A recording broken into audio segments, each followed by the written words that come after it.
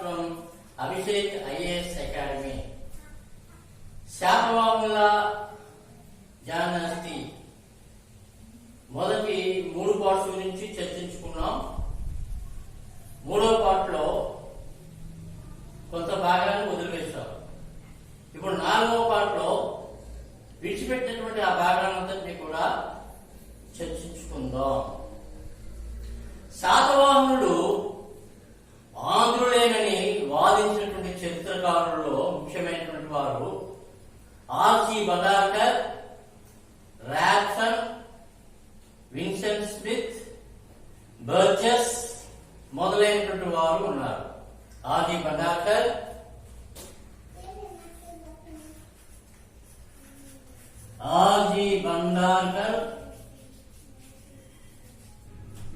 Vincent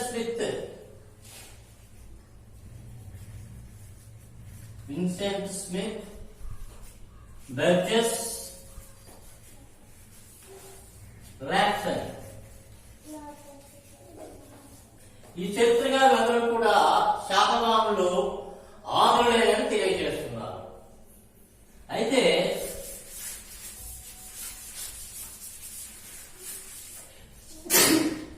భాగవత పురాణాన్ని గమనించినట్లయితే భాగవత పురాణంలో శిముఖ శాతవాహనుడు ఆంధ్ర జాతీయుడిగానే పేర్కొన్నాడు గాని ఆంధ్ర దేశీయుడు కాదు అని పేర్కొన్నది. అయితే ఈ చరిత్రకారులందరూ కూడా ఏమంటున్నారంటే ఆంధ్ర జాతీయుడని చెప్పినంత మాత్రాన ఆంధ్ర దేశీయుడు కాదు అని చెప్పడం సమంజసం కాదు అని చెప్తున్నారు. అనగా అర్థం ఏంటంటే ఆంధ్ర జాతీయుడని చెప్పిన విధంగానే ఆ పదంలోనే అర్థం ఉంది. అసలు ఆంధ్ర దేశీయుడైనటువంటి అర్థము ఆ పదంలోనే కనిపిస్తుంది. అలాగే వీరి యొక్క మాతృ సంజ్ఞలను బట్టి, వీరు వాడినటువంటి భాషను బట్టి వీరు ఆంధ్ర దేశీయులు కాదు మహారాష్ట్రీయులు అని వాదించారు. పిటి శ్రీనివాస అయ్యంగార్, అలాగే జోగేశ్వర్ పండితుడు. అయితే వాటి గురించి ఏం చెప్తున్నారంటే వీరు ఆంధ్రదేశీయులే, మహారాష్ట్రులు కాదు, కన్నడిగులు కాదు, విదర్భ వాసులు కాదు. వీరు ఆంధ్ర జాతీయులని కొంతమంది చరిత్రకారులు చెప్తున్నటువంటి అంశాలను పరిశీలించినట్లయితే వారు వేటిని బేస్ చేసుకుని చెప్పారో ఇప్పుడు గమనించుకుందాం. మొదటి సోర్స్ బౌద్ధ జాతక కథలు. బౌద్ధ జాతక కథలు. రెండవ సోర్స్ ఏంటంటే మెగస్థనీస్ ఇండికా. మెగస్థనీస్ ఇండికా గ్రంథము. మెగస్థనీస్ ఇండికా గ్రంథము. మూడవ సోర్స్ ఏంటంటే శాసనపరమైనటువంటి నాణ్యపరమైనటువంటి ఆధారాలు. శాసనపరమైన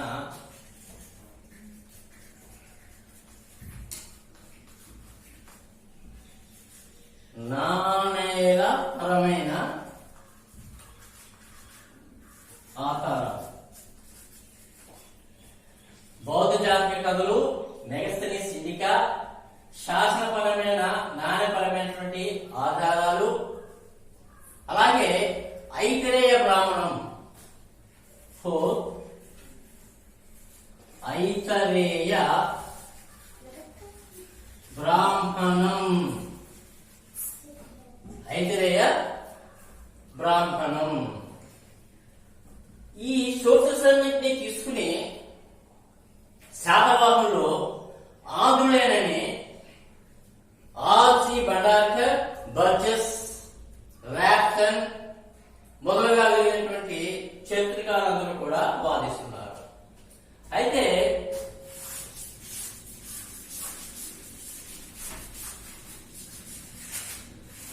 బౌద్ధ జాతకాలు ఏం చెప్తున్నాయంటే, లేక బౌద్ధ వాంగ్మయం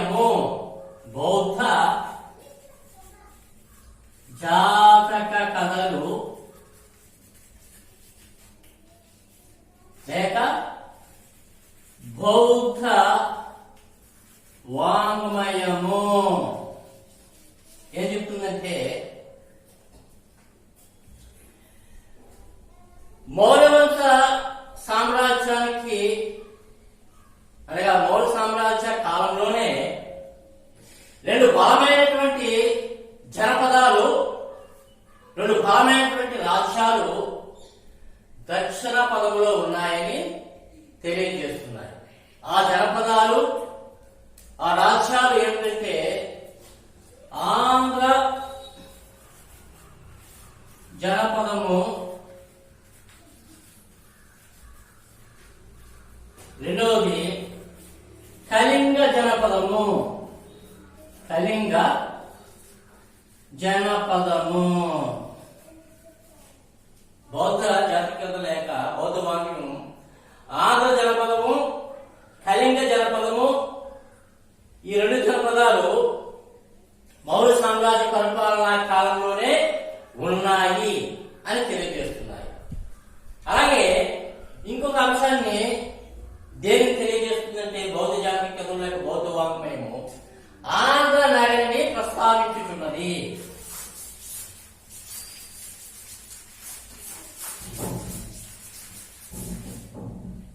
ఆంధ్ర నగరి,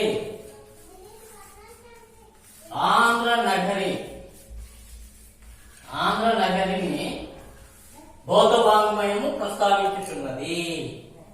అలాగే రెండవదిగా మనం చూసుకున్నట్లయితే కనుక మెగస్థనీస్ ఇండికా, మెగస్థనీస్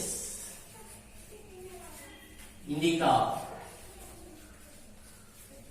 ఈ మెగస్థనీస్ ఇండికాలో ఏమి రాయబడి ఉన్నదంటే కనుక కళింగ జనపదము, ఆంధ్ర జనపదము అనేటువంటి రెండు జనపదాలు లేక రెండు రాజ్యాలు ఇరుగు పొరుగునే ఉన్నాయి. కళింగ జనపదము, ఆంధ్ర జనపదము అనే రెండు రాజ్యాలు ఇరుగు పొరుగునటువంటి రెండు బలమైనటువంటి రాజ్యాలు లేక రెండు బలమైనటువంటి జనపదాలుగా ఉన్నాయని మెగస్థనీస్ ఇండికా గ్రంథంలో తెలియజేస్తున్నాడు. అలాగే ఆగ్నేయ దక్కనులో, ఆగ్నేయ దక్కనులో బలమైన ఆంధ్ర జనపదము ఉన్నదని ఈ మెగస్థనీస్ తెలియజేస్తున్నాడు. బలమైన ఆంధ్ర జనపదము, బలమైన ఆంధ్ర జనపదము గలదని మరొక అంశాన్ని మెగస్థనీస్ గ్రంథంలో, మెగస్థనీస్ ఇండికా గ్రంథంలో తెలియజేస్తున్నాడు. అలాగే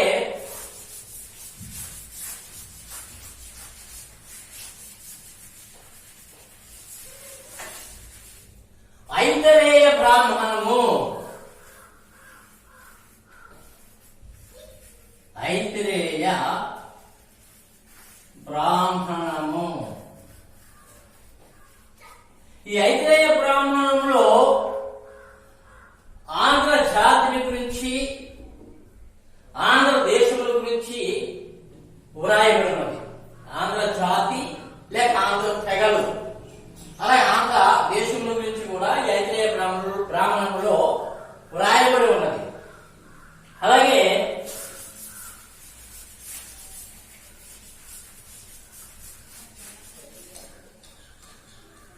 అశోకుని శిలాశాసనములు,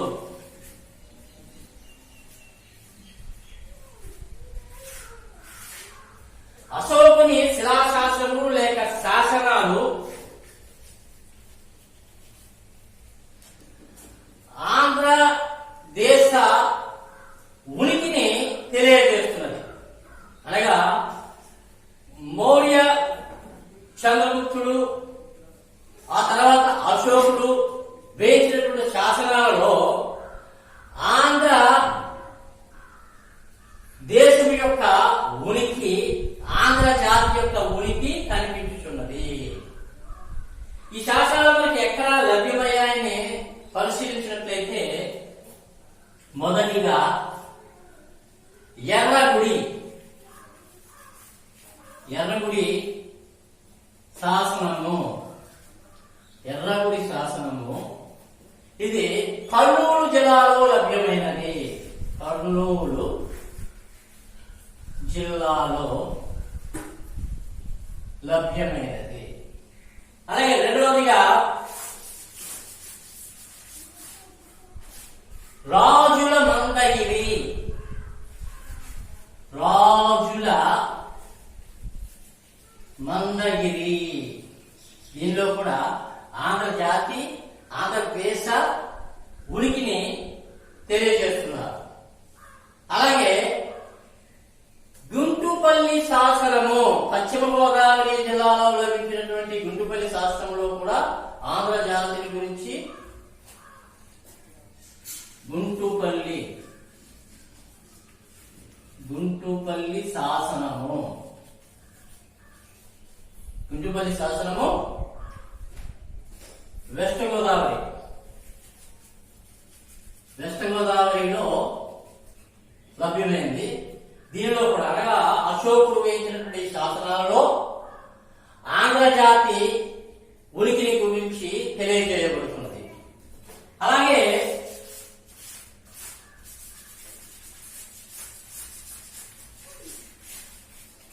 శాతవాహన పూర్వయుగంలోనే తెలివాహా నదికి దక్షిణంగా ఉన్న ప్రాంతమే ఆంధ్ర ప్రాంతము, ఆంధ్ర భూమి అని పూర్వ భౌతిక వాంగ్మయము తెలియజేస్తున్నది. ఏమిటి చెప్పండి? తెలివాహా నదికి దక్షిణముగా ఉన్న ప్రాంతమే ఆంధ్ర ప్రాంతము లేక ఆంధ్ర భూమి అని తెలియజేయబడుతుంది. ఈ అంశాన్ని ఏది చెప్తుందంటే కనుక పూర్వ బౌద్ధ వాంగ్మయము, పూర్వ బౌద్ధ వాంగ్మయము. ఈ వాంగ్మయంలో తెలివాహా నదికి దక్షిణంగా ఉన్న ప్రాంతమే ఆంధ్ర ప్రాంతమని పూర్వ బౌద్ధ వాంగ్మయము తెలియజేస్తున్నది. ఈ తెలివాహా నది అనేటువంటిది దేనికి ఉపనది అంటే మహానదికి ఉపనది. తెలివాహా నది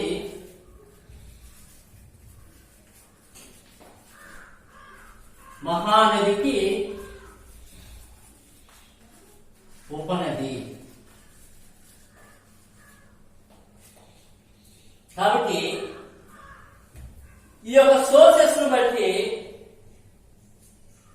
ఈ యొక్క శాతవాహనుల యొక్క రాజ్యము ఆంధ్ర తూర్పు ప్రాంతంలో బయలుపరచబడినది. అనగా వీరి యొక్క రాజ్య పరిపాలన గోదావరి కృష్ణా నదీ లోయలో ప్రాంతంలో ప్రారంభమైనది అని తెలియజేయబడుతుంది.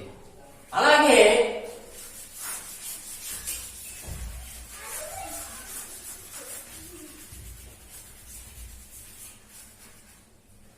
గొత్తి వెంకటరావు గారు చరిత్రకారుడు. గొత్తి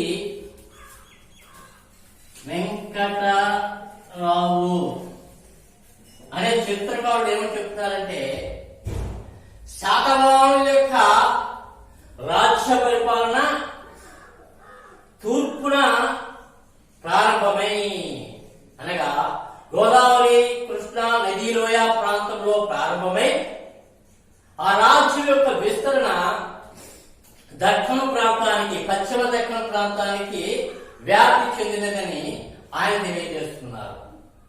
కాబట్టి ఈ యొక్క చరిత్రకారుల యొక్క అభిప్రాయాలను బట్టి శాతవాహనుల సామ్రాజ్యం యొక్క పరిపాలన తూర్పు తీర ప్రాంతంలోనే ప్రారంభమైందని మనం గమనించవలసినటువంటి వారమే ఉన్నాం. అలాగే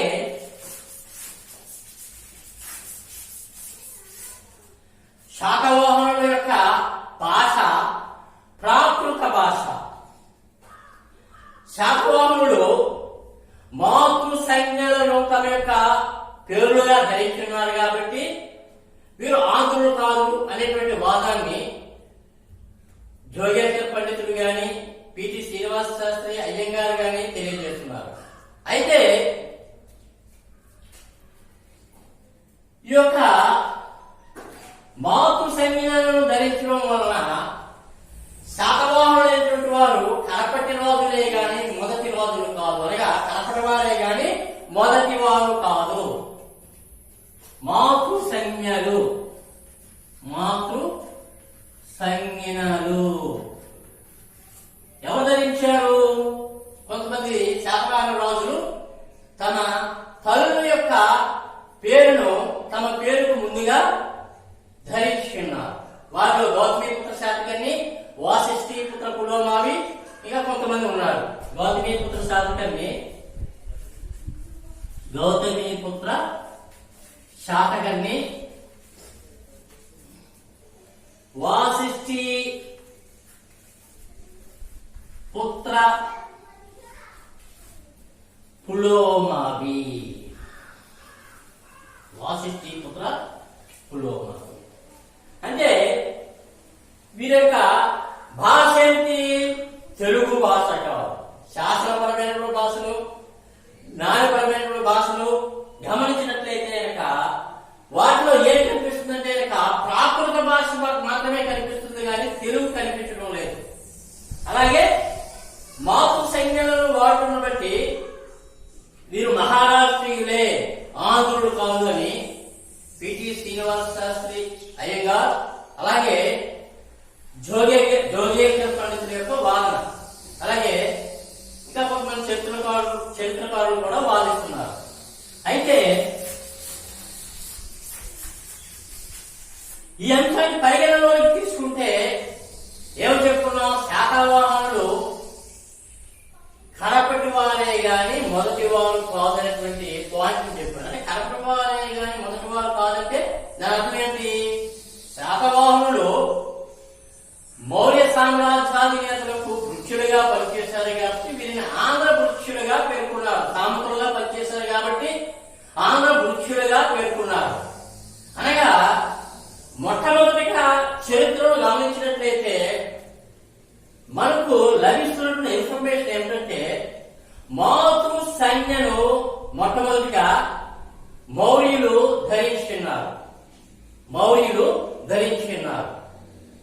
వారు ఎవరిని గమనించినట్లయితే మౌర్య చంద్రగుప్తుడు.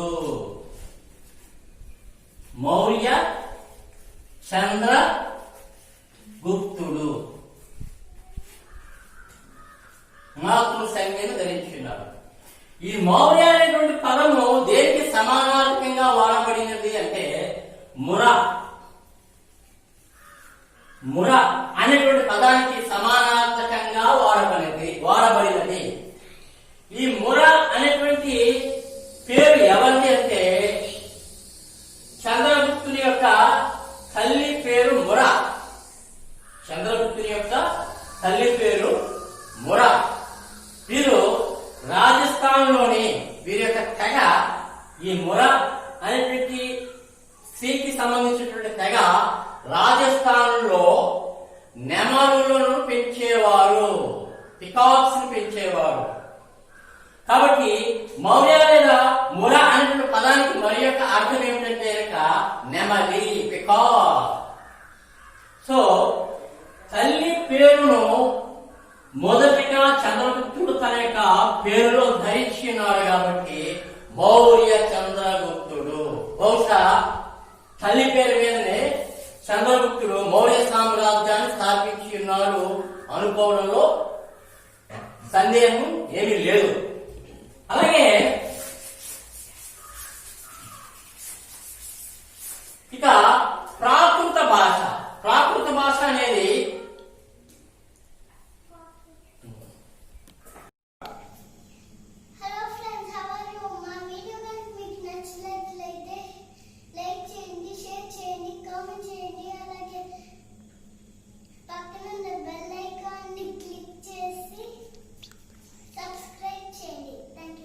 మీకేమైనా డౌట్స్ ఉన్నట్లయితే డిస్క్రిప్షన్ లో వాట్సాప్ గ్రూప్ లింక్ ఉంటుంది, దాన్ని క్లిక్ చేసి మీరు జాయిన్ అయ్యి మీకు కావాల్సిన డౌట్స్ మీరు అడగచ్చు. Thank you.